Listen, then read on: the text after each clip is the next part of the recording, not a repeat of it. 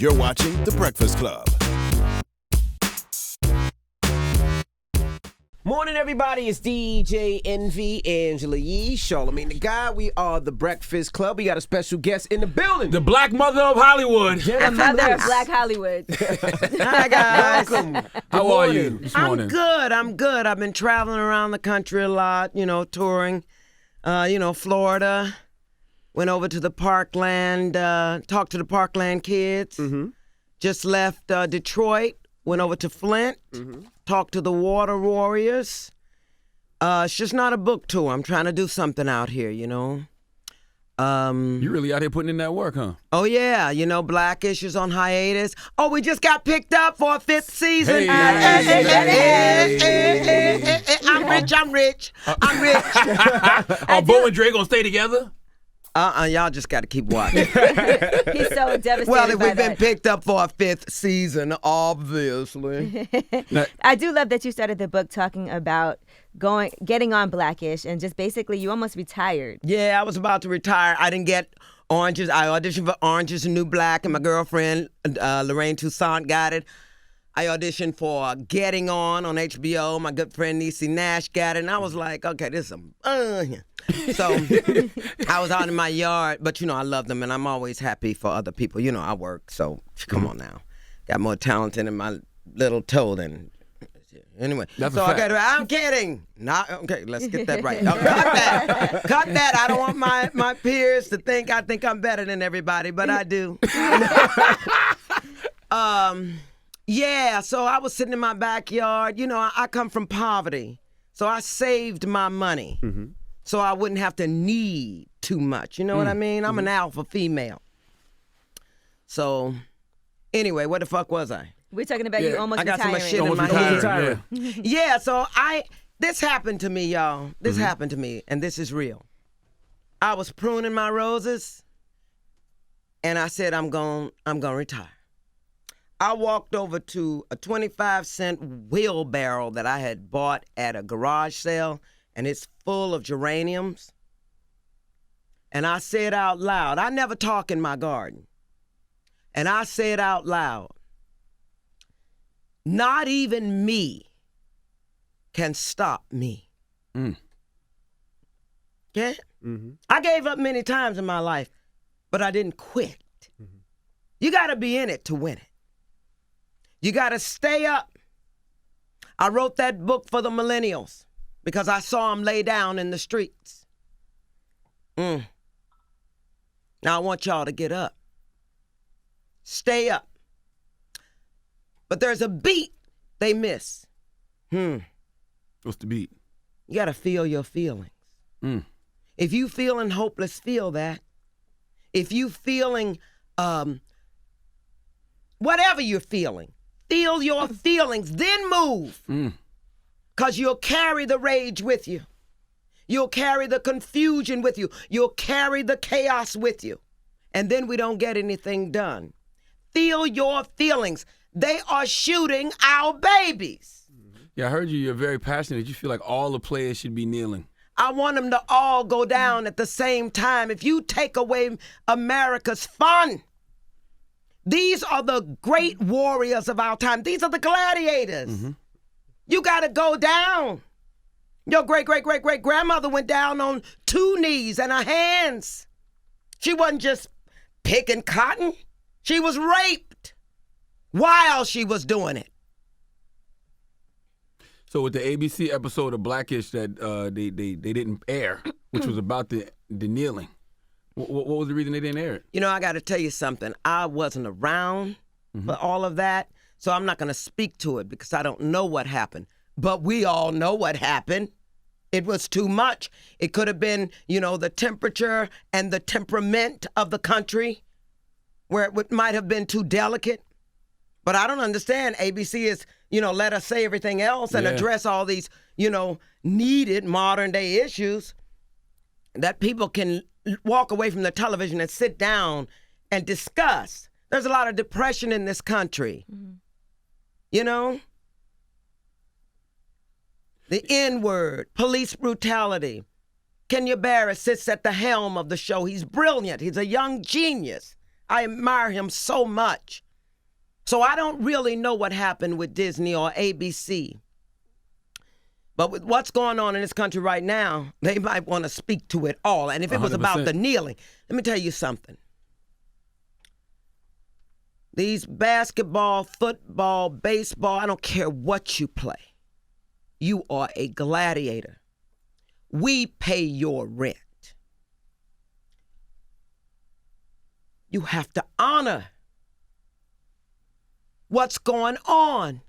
They pulling our babies over and blowing their heads off. Mm-hmm. They shooting them in the church. They shooting them at concerts. And you gonna run around and throw a ball or hit a ball, and they pulling your son over. Mm-hmm. I don't care who you with. I don't care if you with a white woman. The baby might look white. They got an inch of black blood. They black, and they gonna kill them. Your sons and your daughters, they don't care anymore. And you go to work and throw a ball around. And white folks and every other kind of folks cheering for you. Mm-hmm. How you go to bed when your son is out in the street going to the club? Oh, come on, children. Yeah, you got to make some kind of stand. Let's get to it. Now, look, I just talked to, what's his name? You saw me talking to him. What's that baby's name? Baron Davis. Okay. And he said, because I want to do it right, because I'm getting ready to go in. You go in. Y'all ain't seen me. This book is allowing me to say anything and do anything I want. Why is that? Because I laid my burden down and I told it all. So you can't touch me no more. And I saved my money. There you go. So don't come for me. There you go. I could say anything. I told my good friend Maxine Waters. I told Maxine Waters, you know, we from the same hometown. You know, she can't cuss. I can. And sometimes F-U-C-K gets the attention of the millennial. Well, how much money do you need to say before fuck that, everybody? what conversation did you have with Baron Davis? What was that conversation Well, like? he was kind of brilliant in his own way. He said, you know, because I'm like, what's wrong with y'all? Because they killing your babies. They pulling your sons and daughters over and blowing their brains out. Y'all, we got to say it just like that. Yeah. They lynched 2 babies down south the other day, didn't they? Yeah, dismembered their bodies. You see what's going on in the Waffle Houses all throughout the country? What happened with the waffles? I've been on the road. I ain't looked at the news. What they do to a waffle? What they do to the waffle? I like my waffle well done. What the did they do to a waffle? The police beat up a woman in the. I say they beat her up in the Waffle House. What was the young lady's name? Shakisia or something like that. They beat up What a they woman. beat her up Sorry for? if I can't pronounce the name. And they beat up the guy from the prom. Remember they went to the prom? Beat up the guy in the prom. What I want to know what they beat her up in the Waffle House for. Well, they What said she that she was being unruly. But Uh-oh. from the video we saw, she was just like sitting there wondering why they was messing with her. But it was really bad. It was really bad. That's when her top came off? Yes. Yeah. Oh, damn. Yes. See that? We all need to take a knee, wherever we are. Mm-hmm. Y'all better speak out. What are you going to do? Let the people who were on the front line of the 60s that took those dogs and hoses, and you going to ride around in your big car and do nothing? I just got back from South Africa. I saw where he was for 27 years. Mandela. Yes, sir. Nelson Mandela. Go on, look up his picture on the internet. Come on off the phone, millennials. I dare you to go look at Mandela's picture. His shoulders were fragile. That's what you're standing on, you little shits. I feel like you always was like this even before money, though. I don't feel like you needed a bunch of money to say fuck everyone. No, I led a walkout on Angela Davis's birthday when I was in high school. I didn't even know nothing about her, but she had an afro. I said, let's get the fuck out of here. Because I said they give us George Washington's birthday off. Let's go. Oh, so you And rallied they- rallied the whole school. It was all black school. I said, let's go. Let's get out of here. Angela Davis' birthday. Let's go. Because I knew she was doing something right. Have you ever met her? Oh, of course. Yeah. Are you kidding? I met everybody because I'm famous. But you know, I roll up. I don't play, y'all. I came to slay. We know. I didn't fly 3,000 miles to tiptoe through the tulips with somebody. I go in Detroit.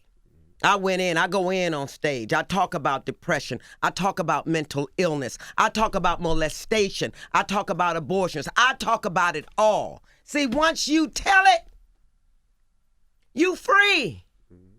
Can't nobody do nothing to me now. Yeah, you live your truth so nobody can use your truth against you. Thank you.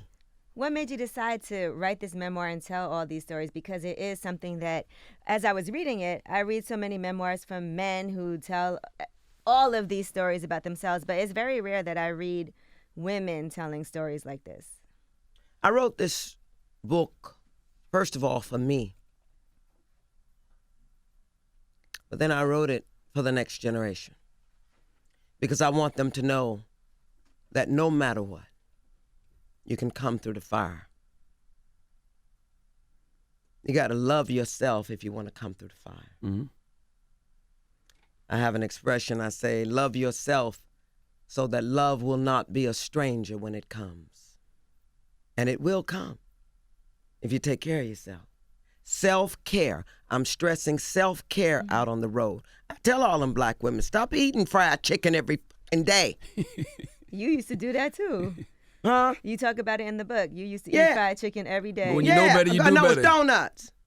But you got to stop. You got to get sick and tired of being sick and tired. You got to stop, sitting in those rooms. I'm bipolar. I'm bipolar still. I had to take my medicine. My daughter was like, you got your meds in? I want to talk about it. I got it in this morning. I don't know why I'm so angry this morning. I guess because I've been out here. And when I saw those basketball players, You just got mad at him. You're like, y'all ain't doing enough. I didn't get mad at them. I got mad at all of it. You can't let that man kneel by himself. Colin Kaepernick. Yes, you can't. We got to stand together, y'all. I know it sounds, but united we stand, divided we fall, and we will fall under this administration. When did you first realize you had a bipolar disorder? Well, okay, so here it is real fast, the book. Born and raised in poverty. I'm the baby of 7 children, so I didn't get a lot of attention. So I spent my childhood going, see me, see me. And then that turned into, see me, see me. That lasted a long time. And then it turned into the deep. Oh, you gonna see me, bitches. And they saw me.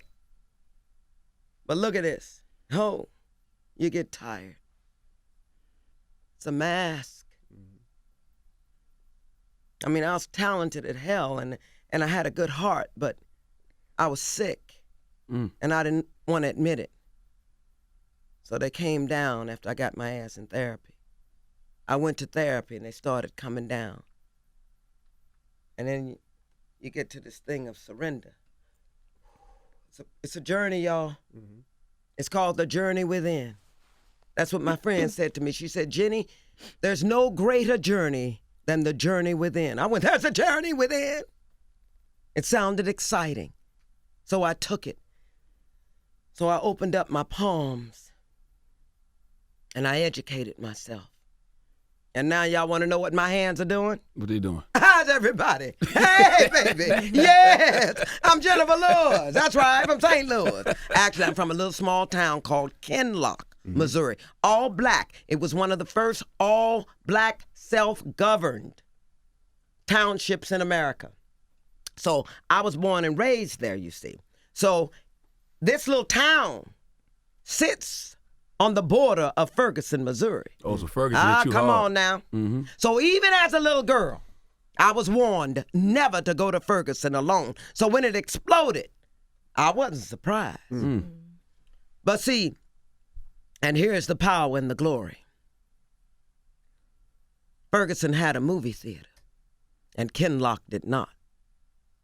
Now, you think I was going to let white folks back there keep me from my dream? I would go over there every Saturday morning. My mother would have killed me if she'd known I'd go over there, get my little popcorn, sit up in the balcony, and imagine myself on the silver screen. Hey. And now, 68 movies later. Wow. 400 and I think it's 52 episodic television shows, 4 Broadway shows and concerts all over the world. Don't with me. I was going to ask you, did you feel like the bipolar hindered you any in the business, but clearly not, did it? Well, here's the thing.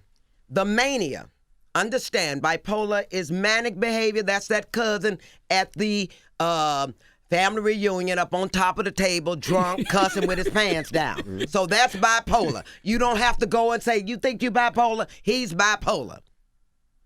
The other polar is depression. Now listen very carefully to me.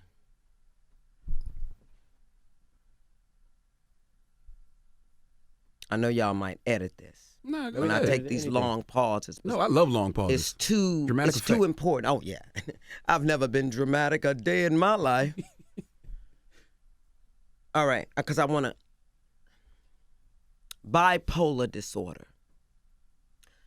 The mania is the rush. It's dangerous. It's rageful. And it's out of control. It worked for me on stage. See, Robin Williams, all of us, going 50 miles an hour. Hey. But baby, when the curtain comes down, oh, you want to talk black and dark and sad and lonely. You hide in a dark room. Eat yourself to death, sleep yourself to death, get high yourself to death.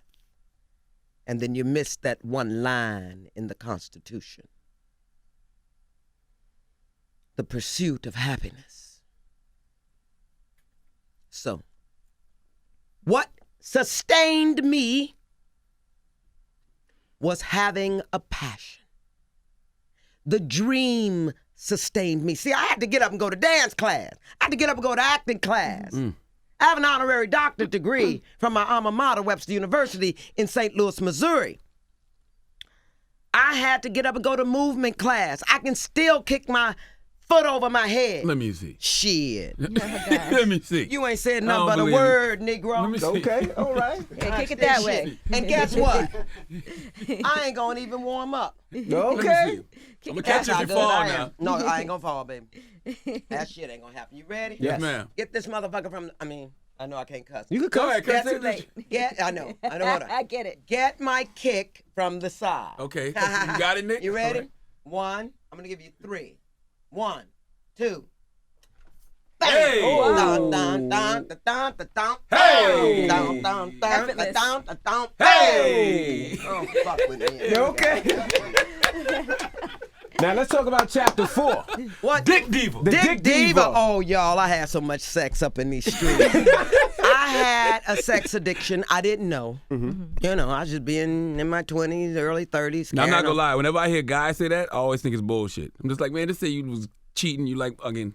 But you know what? When I was reading the book, before you even said that, I was like, yeah, because it seemed like you didn't feel like you were complete unless you had somebody. No, it was a need. It was, yeah. This was a drug. What it felt like. I had to have that right after I came off stage. I get me a good-looking man. He was my type. You like them red boys? Yeah. what can I- You like no, them they beige? just a little high yellow. I little liked high him with yellow? the fro back then, pretty lips. Does he titties, look like? and Does he hips look like on your my book. Miguel? That was her Like Miguel? true love. No, he doesn't look like Miguel. Let me see if anybody in here look like Miguel. Miguel was Dominican. He had your skin tone, a little lighter, and he was He's precious. Dominican. I am not Dominican. He's a man black. that you wouldn't think would have been the love of my life, but he was brilliant. He was a mathematician. Met him in New York? I know I met him in college. I met him when I was a freshman, and he was working on his second master's degree. And then he got his PhD in math. He was brilliant, and he was sweet, and he was very spiritual. And I was fascinated with him. And he called me a Jenifer. What's that mean? Oh, Jennifer. Jennifer. Jennifer. What does that Yeah, he mean? said, what that mean? Yeah, what that mean? No, he would call me Jenifer. Jenifer. And he said something to me when I used to walk around New York. I was on Broadway. But, I was out of my skin. You got to get in your skin. You got to align. You got to know who you are if you want to be happy. Then can't nothing get on you see. People can't come for me no more. You can't come for me. I'm like Morpheus. Bring that shit on over here. What you got? Come here. Nothing you never heard before, or nothing you never said about yourself. See, I tell people I've had my day in the sun. Now I am the sun. There you go. Roll up on me, you'll blow a fuse. Don't roll up on me unless you leading with love. Because I do that every day. I ain't perfect. My shit stinks. But I try to lead with love. That's enough. Being bipolar and depressed for 33 years, let me tell you something. When you get free of that and you learn who you are, you want to live. I ain't got no more time to waste. I'm 61. I got about 30 more summers left. You think you get one? You don't get none of my summers. And I speak metaphorically. Don't roll up on me with stress. Go calm yourself down. Breathe 10 times. Take 10 deep breaths. Now, I know that's a cliche, but take them anyway and see what happens. Now, before you started like going to therapy and stuff for your bipolar, was the dick therapeutic? Was that what? Oh, yeah. Well, the dick was the drug. Are you kidding? An Better than orgasm. meds? And when you bipolar, you got multiple orgasms. I mean, I blacked the out. Was it any dick? I loved coming. I would come. Was it like a relationship dick, or was it just random dick? Child, let me Security take no. guard and- Yeah, do it. Yep, I had them all, but I was selective. I wasn't no damn fool. I was gonna be a star. I couldn't say I fucked her. I slept with her. I was a star. I was gonna be a star. I can't say I couldn't sleep with everybody. Everybody couldn't say they slept with me, and that did tame me. It did. Once again, it was the dream that stopped me from being killed. I had the knife to my throat. Yep. It was the greatest performance of my life. I talked myself out. And this was just some boy coming off the street.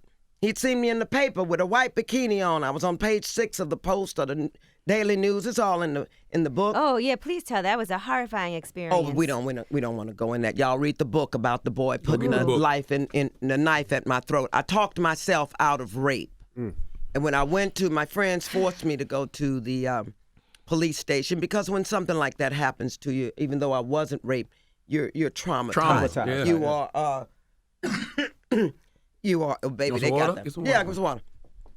But listen, y'all, I'm all over the place, but listen. The boy came into my house with a knife. Ooh, remember that shit right now. You don't have to talk about it. No. I'm just going to give you a little bit of it. It was the greatest performance of my life, talking myself out of it. He eventually cried, and he said, "I just got out of jail, and they put me in for something I didn't do." And he just wanted to hurt somebody. He wasn't mean. He didn't come in like this, because I'd have kicked his ass. You know, you come for me, I'm coming back. It ain't that much medication in the world. Understand what I'm saying? I went to therapy for 17 years, twice a week, because I wanted to live. You spend 33 years in depression, hurting yourself. I didn't want all those men on me. Come on, I want to love myself. I wanted to enjoy my success. I was a Broadway star. Got no business running around picking up guys in clubs. I didn't want to do that. How'd you get over it? I went to took my ass to therapy. You had to go to therapy for the sex addiction? Yes, sir. Wow. You even went to an acupuncturist, you said, and she said she could tell you had 2 men in one Oh, day. my God. I walked in some room, and this Asian woman, I had bronchitis, and she gave me the needles all over. I looked like a porcupine when she finished. And right before I walked out of her office, she said, "How many boyfriend you got?" One. She said, "How many boyfriend you got?" I said, 2. Because I had slept with a guy that morning, and then I slept with another guy that night. That was the only time I ever did that. Whoa. She looked at me, she said, 2 men with 1 woman make 1 woman poison. I'm like, damn. The fuck out of there. I don't know how she knew I had done that shit in New York and I'd gotten to LA. I was like, okay, baby. Yeah, all right. But yeah, when Walter Cronkite came on the news and said everybody you've slept with everybody they slept with for the last 7 years, I told my girlfriend, I said, "Bitch, book me a trip around the world and put it on the credit card because I'm a dead bitch." You know? Yeah. Right. It scared that. Well, AIDS stopped HIV, us all. yeah. Oh, AIDS stopped us all. I went scared. I was in Monaco, I remember, and somebody had called me and told me that Luther Vandross had AIDS, but it was because he'd lost weight. He didn't have AIDS. Oh. Anybody that lost a lot of weight back in then? those Yeah, days, yeah. you just Either had AIDS or they was on crack. That's what you would say. right. And so, I loved me some Luther. And I was like, and that went through my head over there. I was just getting ready to sleep with some French boy. It was gorgeous. I'll never forget. Anyway, very nice. But anyway, I put on the brakes that night. I said, I ain't doing this no more. I don't want to die. But isn't it a sense of like power when you're so sexually liberated? Oh, absolutely. Are you kidding? Shh. I was a queen. I was a god. You want to talk about Charlemagne the God? No, I ruled. I was an alpha. Until life set in and all the babies started dying from AIDS. They dropped like flies, y'all. We were too young to experience all that death. And as I wrote this book, I realized for the first time that they died so quick, I didn't even have time to mourn them. This book almost killed me. I ain't gonna lie to y'all. I threw that shit in the pool. Yeah, I got a pool. That was funny.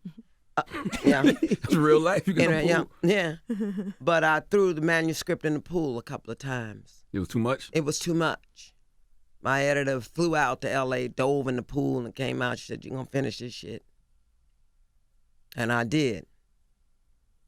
And I said in this book, because I gave everything, if after I die, there's a little girl, a little boy in a war-torn country that is unable to take one more step, and there's a tattered copy of this across the street, and she reads one line and it gives her just one more step, then I did something. I just hope she don't read Dick Diva first. Oh, Yeah, because I got two more questions about Dick Diva. Oh, Lord. Now, did every dick make you come? Or did you already know your body so much from maybe masturbation or I something? didn't need no man to make me come. It's just I used men. I discarded them like tissue paper back in those days. I was a brick house, 36, 24, 36. Hey. I didn't fuck around. And you could kick your leg. And you could kick your leg up. Kick my leg up, anything I wanted to do. But yes, it was a need. It was a drug. I didn't do hard drugs. I was at a party with the San Diego Chargers when I was touring country with a Broadway show called UB Blake's Music. And they were passing around a brown box. I said, "What's that?" He said, "That's Coke, baby." I said, "How you do it?" He said, "Well, just, put a little right there, snort it up." And thank God I asked this second question. I said, "And then what happens?" He said, "Well, you're going to feel a drip down your throat." I said, "My throat? Nigga, I got a fucking matinee tomorrow. I ain't putting shit on my throat." And thank God. But once again, the dream. There you go. See, if you really want something, you ain't going to mess yourself up too bad. If you really want to do... When I was a little girl, I sang my first solo in church. 5 years old. Had my little pink record player. I used to listen to Dorothy Coates, and the Harmonettes or something like that. And I sang a song called "Oh Lord, You Brought Me a Mighty Long Way" at 5 years old. And when I got up in choir stand, that rush of love came over the pews. I mean, the church was up. Oh, I'll never forget that. So singing was your first love? Yeah, and I stood there and with my thumb in my mouth and saw all that love, and I went, "Oh, this is life." And I never looked back. A lot of people don't know I sing. I sang way before I was acting. We see you on Instagram. Oh, yeah. Singing with Brandy and all that Yeah, good that stuff. Brandy, my girl. That's my baby Brandy. And Rod Ryan. You just don't get that voice overnight. No, you don't. And I sang a song after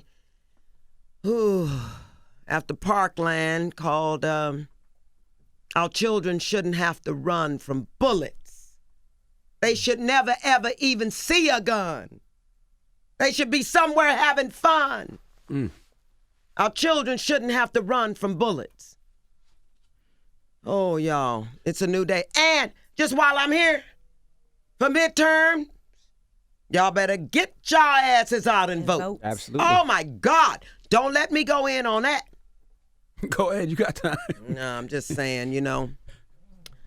Go ahead, baby. No, I wanted to ask you, I'm sure you took an HIV test at some point in your life. Oh, What was honey, the I don't relief? sleep with a man no more unless we go. Yeah. The first one you took after all that sex, what was that like? But you married, right? You don't sleep with a man Honey, no more. I've never been married. You've been engaged 4 times. I've been engaged 4 times. I have 4 rings, but I never went through with it. You got more rings than listen, LeBron.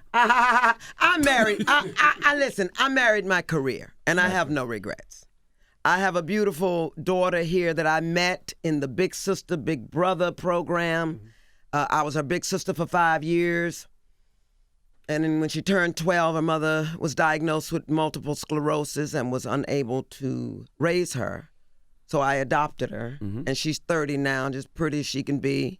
I'm so proud of her, Charmaine. Hey, Charmaine. Hey, Charmaine. Laura's over there too. Yeah, Laura, my other baby. Yes, sir. Laura in these streets. But you were relieved after you took the HIV test the first time? Oh, yeah.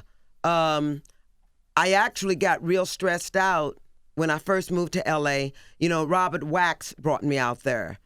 He was a manager. He managed Eddie Murphy.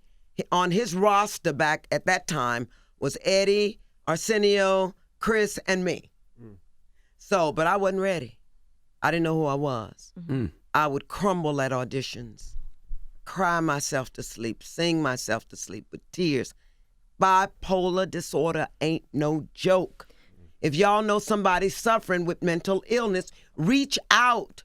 But I tell people when I'm on the road now, reach out about 3 times. And then leave their ass alone because they will kill you. That's real. You understand? Can I ask you something?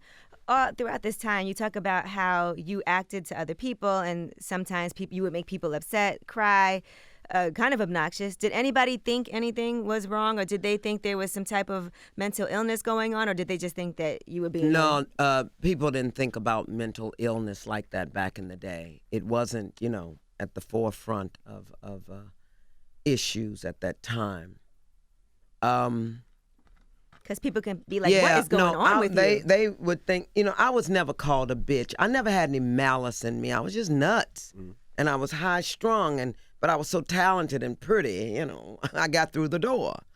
But it was the mask. You see, it was the mask. And I was good. That's good. I'm a natural. What do you think about this advice that you were given? If you want to be famous, you need to pull back and not be so damn good. Well, back in those days, y'all, they couldn't market you. You had to be a singer, comedian, you know, actress. They could market one thing. I refused. I had too much talent. I wasn't just going to be one.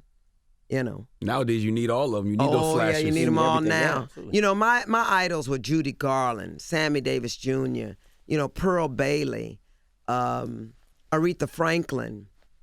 I studied the Giants, Billie Holiday, you know, Mahalia Jackson. I studied the Giants. I came to slay, baby. I told y'all I wasn't tiptoeing. There was nothing tiptoe about me. I was an alpha.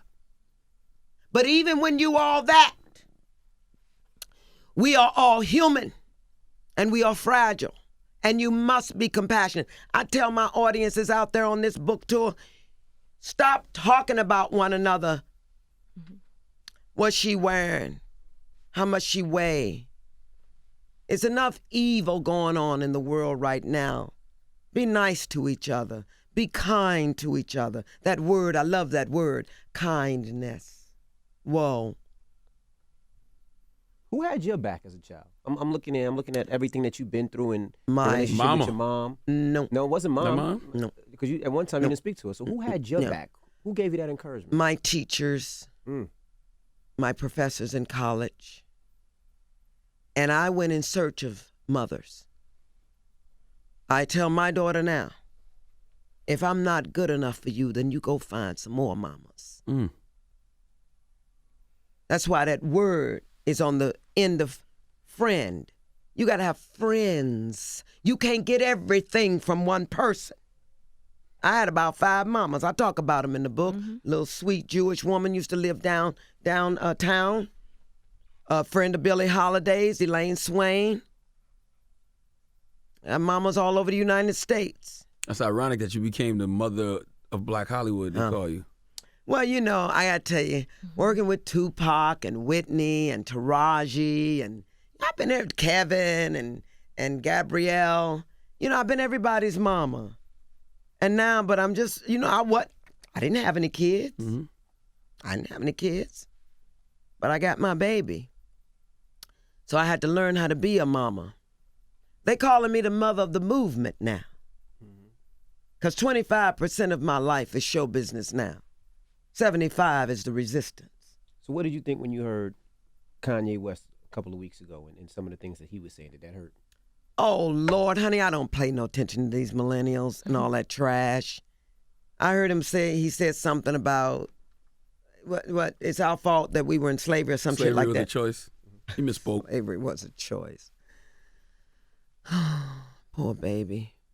He gonna be all right. Somebody gotta get that baby in therapy. They gotta get. Yeah, he might be suffering from some type of mental illness. No. I'm here to tell you right now and quote me, and he can come for me. Kanye has a mental illness. I can see that. I know what it looks like. Donald Trump has a mental illness. When he pushed that leader aside, I said, I guess. I knew it was crazy when he started talking. Not crazy, and he's a sociopath on top of his mental illness. I don't hate Donald Trump. I feel sorry for him. Why you feel sorry for him? Because he's sick. And he's trying to do this shit. He don't know what he's doing.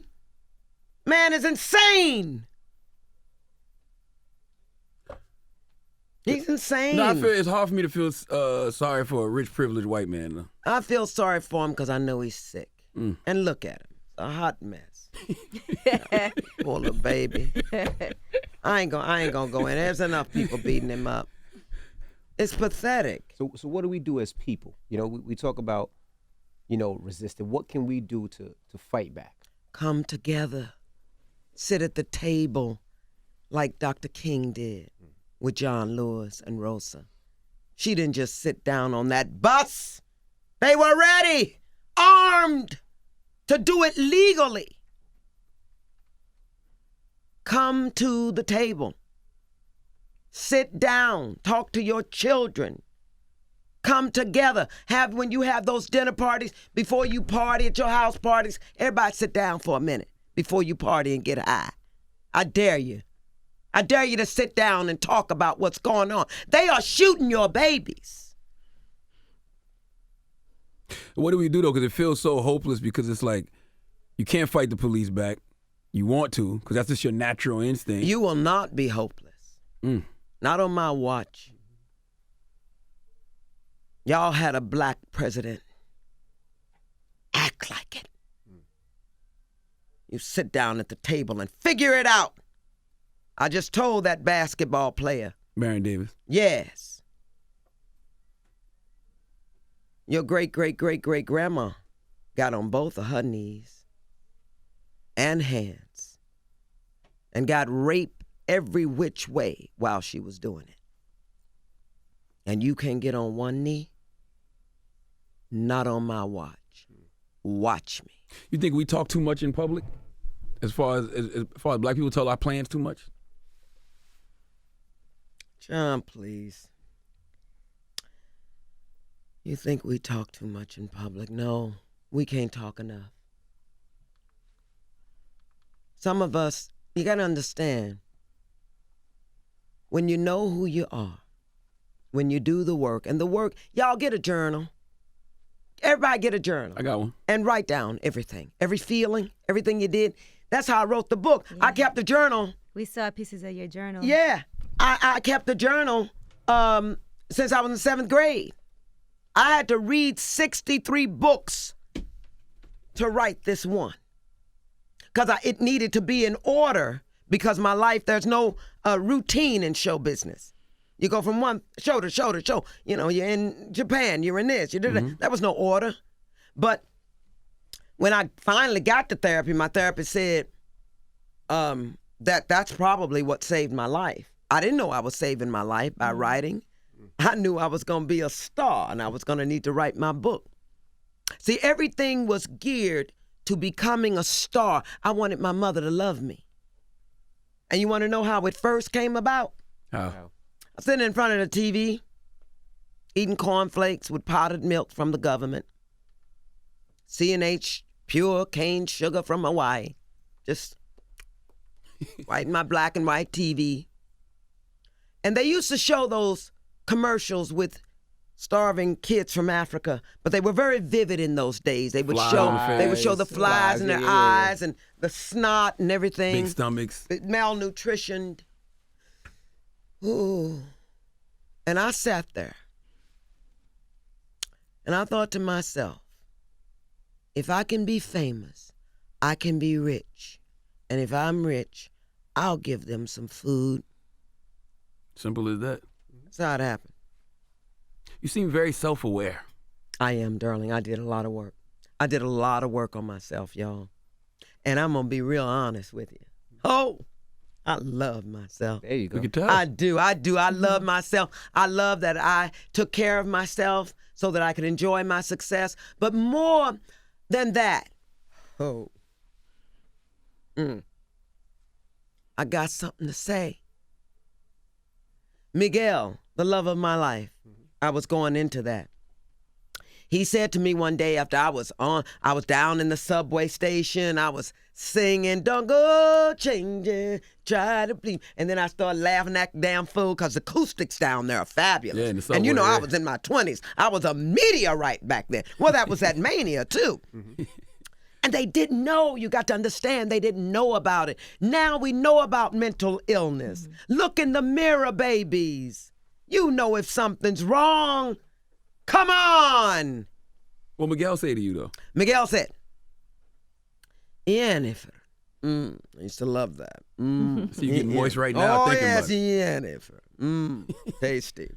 Anyway, you see where I love myself. Funny bitch. So listen, he said to me, Jenifer, you have this great ability to get the attention of the people. But then you say no thing. God damn, that jumped out at me. That shit jumped out at me. Well, my baby'd be proud of me today. I got something to say. I took the journey, y'all. Go on, baby. Well, I was going to ask you, was there anything that you took out of the book once you finished the manuscript and said, you know what, maybe I shouldn't tell this? I ain't no shame in my game. I got no shame. Not even the slightest. Come for me. You lived. I'm gonna make. Yes, I lived a whole life. I mean, you want to talk about born again? You know, I stayed in therapy as long as I did because I had to be re-raised. I got scars on my thighs right now from my mother putting that leather strap on me. And y'all do me a favor. Stop hitting your kids. Stop that shit. Talk to them. Talk to them. Give them time out. I don't care what you do. But you stop hitting them. You feel like that scarred you? Shit. In every way. Well, there's a difference between whelps on your leg and popping, don't you think? Popping. Just pull them over. Pull them to the side. They don't understand that shit. They just gonna grow up and do it to somebody else. That son you popping upside the head. You know what I was engaged to? That was one of the reasons I didn't go through with my last engagement. Why, he beat a kid? He beat his kid? No. His father, he would sit and do his math problems, and when he didn't get it, his father would just, this is his head. Bam! Bam! That's abuse. And when I Used to happen to me all the time. when I used to ask him, to journal, because I was trying to work it out. I tried to work it out with him. Write it down, boo, so we're not going at each other. He couldn't even hold a pen from his father beating him in his head. Ooh. Stop hitting your children. Stop it. That's what they did to us. Stop that. You can discipline them another way. Right. Find a way. That's your blood, fool. Why'd they call you a killer in high school? I was a bully. I was a bully. But I gotta tell you one thing.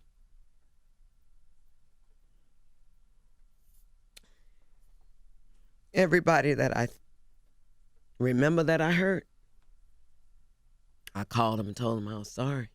Because hurt people, so you was going through so much back then. Yeah, absolutely. Well, if somebody's beating you at home, you're gonna go to school and beat somebody else's ass. Right. Hey, come on now. And I never want to fight, assholes. You never You never No, want to fight? I was too short and ignorant. I get back, them girls that used to come at you with the windmill. I'd be standing there like, they beat my ass, but I had the personality to go back to school and convince everybody I had won the fight with the black eye. Motherfucker. My goodness. Yay. And in college, they called you majestic. Oh, that was this era. The era of the mask. But mind you, I was street smart. Now let me tell y'all a little story about the con artist that came into my life. Mm-hmm. Woo! I was busy. I was busy getting an honorary doctorate degree, getting a Lifetime Achievement Award. I was on Blackish. And he appeared. He slithered in. And I just thought to myself, well, God done sent the man too. So I wasn't paying attention. He got 50 grand from me. I was investing in our future. Mm. And can I say his name, Yes, please? you can say that nigga His name. name is Tony Marriott Wilson. And he had been doing it since he was 15 years old, in and out of jail. He was masterful. He ripped off 13 people, $4.3 million, went to jail, told me he was at Oxford. I'm telling y'all, this boy had a titanium tongue. You got to know, you got to be a master to come up against me. And hey, we always know, by the way. We know something's wrong. We ain't. Child, don't you ever walk up to me and go, well, I didn't know. Yes, you did. What was his con, though? What was his game? I'm going to tell you. Okay. So I felt something, y'all. Oh, I couldn't put he was so good. Everything was, he was, he's so good. So what happened was, my girlfriend, we were all in the hot tub one night, about 4 of us. And my girlfriend, Julia Walker, she said, hey, Jenny, when I'm going to lunch with you and Tony. And we were all in the dark, there's candles and everything, right? And she heard me say, well, we just kind of want to be alone. And she said to herself, when the fuck did you start mumbling? She went deeper. Of course, he had sent me to a fake website and everything to verify who he was and all that shit. And she saw it. Jail, fraud. Came over to my house, turned it around, showed me. I went, wow. And I had to run upstairs and get him out of my house. I went running upstairs. I went, I just got a new Kevin Hart movie. I got to go over to Disney and da-da-da. Big lie to get him out of my house.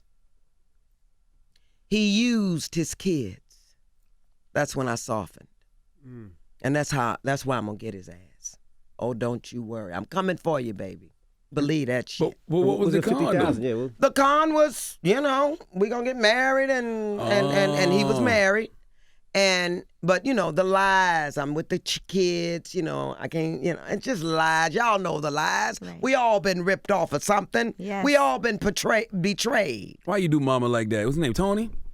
Tony Marriott Wilson. It changes his name every 5 minutes. I was gonna say he probably changed his Yo, name. no, he's Marriott don't even sound like a real name. No. He look at But- whatever hotel he passed. Yeah, in. and look him up and be careful of him because he's still out there. I wasn't able. I did win the lawsuit from LA Fitness because that's where he worked. Oh God, y'all, I could go. Look, the police record, the court records is on Facebook. Go there and read the details.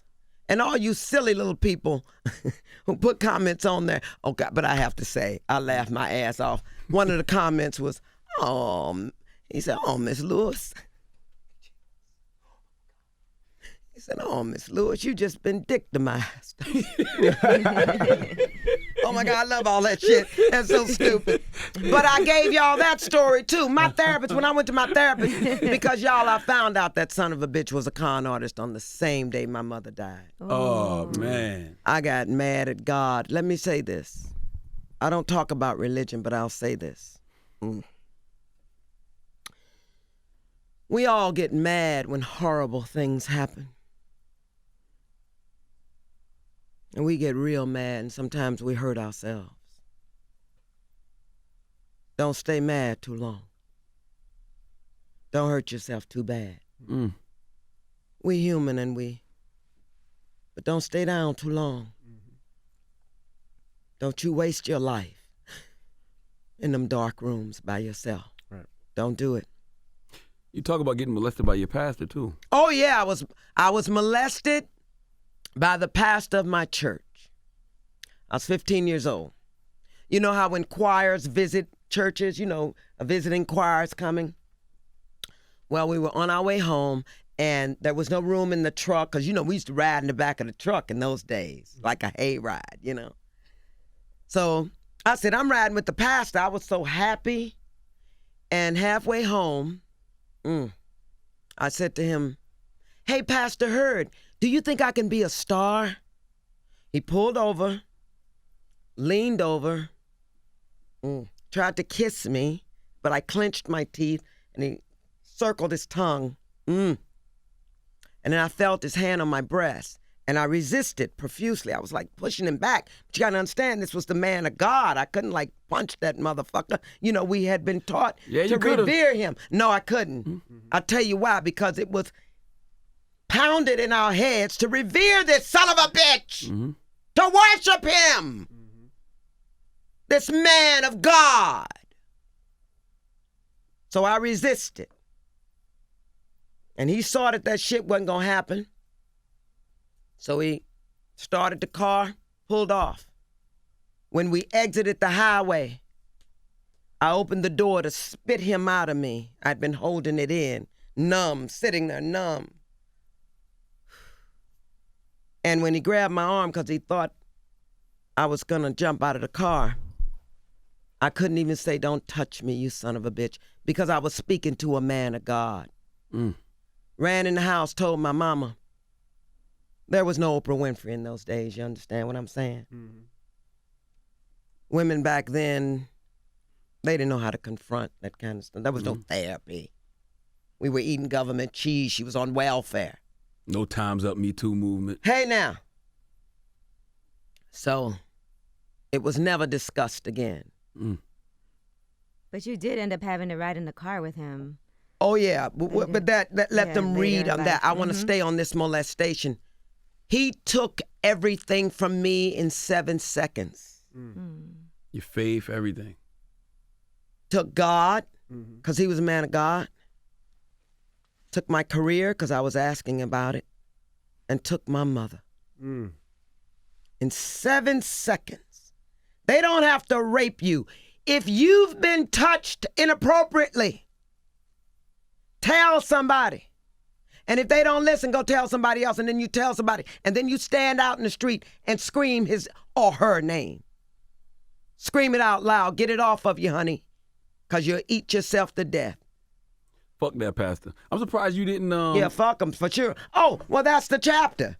The chapter on the molestation. Because 33 years later, after I'd been in therapy, I called him. I got real drunk. I was so scared. Got real drunk. And he picked up the phone. I was in L.A. He was in St. Louis. And he said, "Hello, Jenifer. We're so proud of you. You're on Fresh Prince and you're on television, Jenifer." I said, "It ain't that kind of call, motherfucker."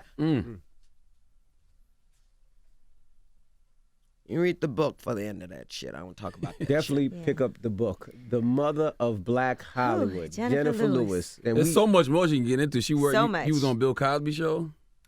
You don't want me to go in on Bill. Did you see anything back then? Anything look Yes, suspicious? sir, I saw some suspicious shit. Yes, I did. Yes, I did. What you see? All right, you want the story? Yeah. Yeah. I'll give you the story. I told you, honey. You ain't come to play? I ain't scared of none of this. Well, don't ask me what room I was in. I think I was auditioning for something. I don't know what it was, but I was here in New York, and there was a young girl in there. I'm going to start again. I need to. You tell you from the hood. Yeah. Don't play that shit. Get that shit out of me. I got a show tomorrow night. I'm sold out up at a little club called The Triad on 72nd Street. I'm excited. It's for the gypsies, the Broadway gypsies. All right, what I'm story. Bill Cosby was about to rape somebody. That's cold blood. So, I'm in a room with this girl. She's got red hair and she's thin. I hope she's watching. I don't know who she was or what, but we were in that room. And I was going on and on about myself. What else? talking, what I'm doing. And I said, we were having a good time, me and this girl. We're just talking. And I looked out, I remember looking out the window at the Hudson River. I remember it like it was yesterday. I'm talking out, and I said, and next week I'm doing the Cosby Show. And I didn't hear her say nothing because we've been laughing and everything. So I turned around, and when I tell you this girl turned red, she's like, I turned around and her whole shit had changed, had reversed in a second, just from hearing his name.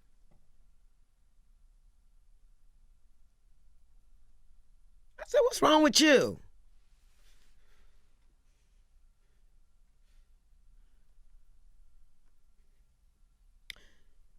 He raped me.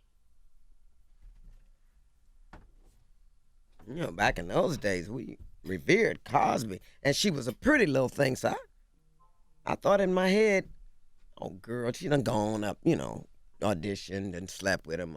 You know how we used to think. Yeah. She mad. We didn't think nothing of it. She mad because she didn't get the job, or. Well, oops. Right. And here now, these many years later. I mean, let me tell you something. There's some shit you can't fake. Now, why would this child roll up and say some shit like that to me? Right. What year was it? I think it was 94. I did you can look on IBM and see when I did the Cosby Show. But yeah, that happened. Wow. Once again, he didn't come for me. But he did when I went to his dressing room after the show. I had a girlfriend with me, and he slapped her ass when we left the room. Didn't even know her? Because he didn't know her. She told me when we stepped outside of the door, she said, "Hit me on my ass." I went, we were kids. Right. Yes. Wow. That's all I'm going to say about that man, because once again, y'all, compassion. So you're not surprised? I don't hate. I don't hate. Look, I try not to hate anybody. But these sick pedophiles, these evil, I said it on The View. There's one thing to have a sex addiction. It's another thing to be evil. Word. And take advantage of children and all these men in power. You think they supposed to suck your dick because you got money. Trump himself. That Stormy couldn't have made that shit up with him sitting there talking about himself on the cover of a magazine. Now, Trump would never talk about himself. and she's sick of that shit. This bitch ain't been in the business, right? He's like, nigga, please, just give me the goddamn magazine. And she spanked him with it. You can't make that up. You can't make that up. You know when somebody's telling the truth, all you gotta do is look in their eyes. So you're not surprised by nothing you see in Hollywood now with the Time's Up, Me Too. Oh, all I these ain't people getting surprised. exposed. And nobody came for me out there. I had too much talent. Mm-hmm. Shit. Not that, I ain't trying to say that they didn't come for me, but, I came in the room loud and bold and ready. Right. And I'm not sucking your dick to get a job. Are you insane? Not after the work I did on myself. Suck dick because you like it. Well, I don't know about it. I really wasn't into that a lot. It was like... She did tell one guy he was too little. Oh, yeah, that was a little Ethiopian man in Why you Boston. hurt that man's feelings now? Why you do that? That motherfucker pulled out something. I was like, honey, you're going to have to put that in my ear. Oh, my goodness. And also, and the next day I had rehearsal, and they were giving us new steps. I was like, huh? Oh, bitch, I can't hear you. Oh, my daughter's here. Oh, my goodness. That's just a lie, baby. You know, mama always jokes and carry on. Jenifer Lewis, the mother of Give me a Black hug. Give me a Hollywood. hug. We appreciate you for joining us. We're so grateful and thankful. Thank you, And guys. please pick up this memoir. It was really incredible. It was great for me to read as a woman, but for everybody, I think this is something Yeah, and I you think need to read. everybody knows Everybody. somebody that is mentally ill. Somebody speeds in a car, talking too fast, walking too fast, being rageful all the time, and they disappear for weeks. Come on, y'all. We all got a little bit. I go to therapy once a week for anxiety and all kind of My stuff. baby. PTSD. They're my baby. I hear you. Good for you. Absolutely. Good for you. Go take care of yourselves. Self-care. Self-care so your arms will be strong when the people you love fall. There you go. And don't be a stranger. We know you got messages you want to get out and things you want to talk about, so don't be a stranger. Where your outlet? I won't. Huh? I said, where your outlet? Yeah. You guys come out. Go to Jenifer Lewis for real. No, I said, where your outlet to oh, express yeah. your Oh, meaning? okay. When you need your But that platform. too, but that too. I got you. Where your platform? Okay. All right. But you guys go to Jenifer Lewis for real. Facebook, Jenifer Lewis for real on Instagram and Twitter. And look for the schedule, the book tour. So you can come out and hear some good stuff. All right. It's the Breakfast Club. It's Jenifer Lewis.